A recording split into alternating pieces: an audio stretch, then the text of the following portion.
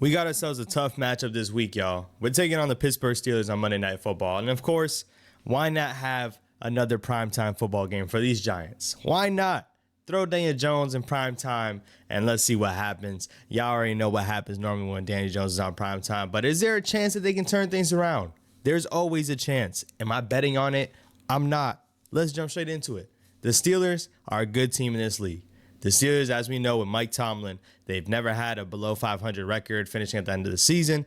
And this year, I mean, they were looking pretty hot to start off the season, having Justin Fields under center. And next thing you know, when Russell Wilson's healthy, they switch it up and people are saying, hey, this might be their downfall. Switching up when the team is performing well after Justin Fields was looking solid and the team overall was winning games.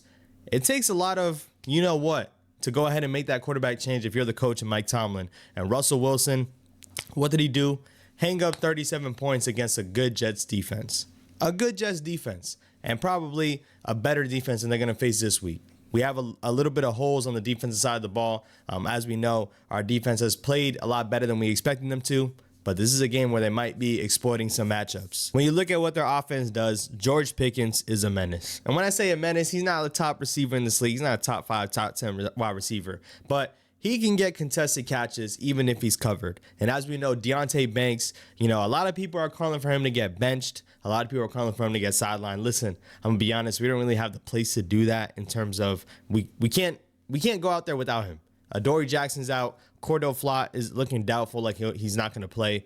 We can't have Deonte Banks sideline. I believe Trey Hawkins might be down as well. So overall, we really don't have any insurance. But obviously that comes about because of his lack of effort these past couple games. Hopefully he locks in a lot more. Dexter went ahead and addressed the media and said, hey, Banks is going to be locked in this week. We're all going to be locked in. You're not going to see any of that the rest of the season. So let's hope they keep their word to it, man. Overall, Deonte Banks against George Pickens is a headlining matchup. Banks has been good in coverage in terms of being in phase with the receivers. He hasn't really gotten, dusted or blown by. But George Pickens, it doesn't matter. He'll go up and get that ball. And Russell Wilson was trusting him last week. He had 5 catches for over 100 yards, just pretty much throwing it up to him. And when you have a quarterback that can trust your wide receiver like that, hey, man, he's going to come down with at least some of them. He might.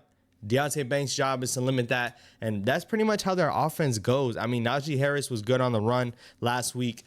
Consistently, he hasn't, and I can say that because I got Najee on my fantasy team. And listen, last week he balled out, but consistently he has not. So this Steelers offense, is not one of the more high-powered, fast-moving offenses in this league, but they might be just slow turning the ball down all game. And when I say that, it's because they can rely on the defense that they have with TJ Watt and other guys on that defense that really keeps things close. And if you have a defense that can keep games close, the offense doesn't have to wow you. It doesn't have to blow you out of the game, especially considering when you're going against an offense like us, that defense might put up points for them, if anything. And let's switch to the defense, man. TJ Watt is going to be a menace. As you know, he's probably one of the best defenders in the league, and going into it without Andrew Thomas, I do see that he lines up exclusively on the offense's right side, so you're going to see a lot of Illuminor and TJ Watt. Illuminor is good to go. He pretty much tweeted saying I'm playing, and listen, I believe this guy. He's been active on social media, and he's saying he's playing, that he's going to go. Illuminor is going to be that key matchup with TJ Watt, and there's no tackle in this league that's going to be able to shut him down. It's all about how much you can limit him, how much you can chip him, and can this offense move the ball? This offense can barely move the ball these past couple weeks. As you know, bottom 3 offense in this league. Daniel Jones, we know what it is with Daniel Jones. We saw what it was with Drew Lock. There's not really too much to hang our hat on this game, y'all. And it sucks to feel this negative in October, and I'll repeatedly say it. But overall, man, it's just tough to hang our hats on a bottom 3 offense that doesn't score points. They don't.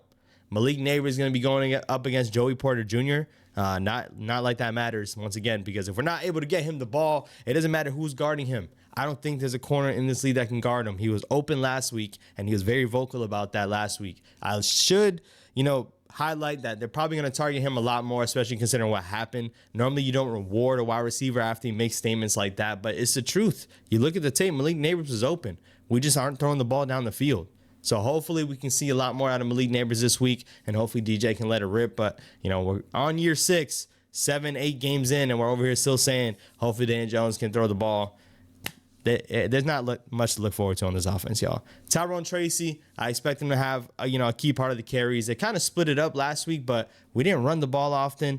That wasn't a good game plan at all. especially considering without Andrew Thomas and who knows, Josh Ezeudu, it looks like he might be back out there again, which is crazy. If you didn't see my Joe Shane video, make sure you check that one out because that's on my guy Joe Shane. With the offensive line like that, run the ball. Run the ball, try to get something going, and see if you can hit any open shots down the field or even in the intermediate game. We need to run the ball at least a little bit and potentially try to move the ball that way. Going up against a tall task in this defense, man, they got to be able to move the ball at least a little bit, man. Overall, once again, this Giants team is coming in with a losing record heading into prime time. We know the records with Daniel Jones. You know, they don't have that guy that can go in there and win a primetime game right now. Hopefully they can shut us up. They always end up doing it every now and then. If you look at last year, Tommy DeVito was a quarterback, but we beat the Packers that went on to win a couple playoff games. So hopefully the Giants are able to squeak this one out. And once again, it is going to be in Pittsburgh. The offense, once again, their offense is not a high-powered offense. It's all contingent on if we're able to put up at least a little bit of points and give our defense some momentum to stand behind that. If you give our defense a lead, any type of lead, because we haven't had a lead in a lot of these games, give them any type of lead, this defense will play even better. It's looking like Brian Burns is trending towards playing. If he's not playing, man, it's going to be tough. But once again, with Dexter Lawrence, with this front four and the linebacker core, this defense is going to keep us in games. We just got to be able to reward them. They kept us in this Philly game, and they had it close. But the offense wasn't able to move the ball at all, and it's deflating coming out as a defense with no points to your name. So hopefully they're able to change those things up, man. I will be live post-game after the game. Hopefully the Yankees can turn things around too. Listen, I don't know if the Giants are over here touching the Yankees, but the Yankees are going down 0-2. I will be watching that game too, though. So make sure you stay tuned, and we'll do a little half watch party for the Yankees / post-game reaction. So make sure you stay tuned for that, man. I will catch you guys on the live stream tomorrow. Peace.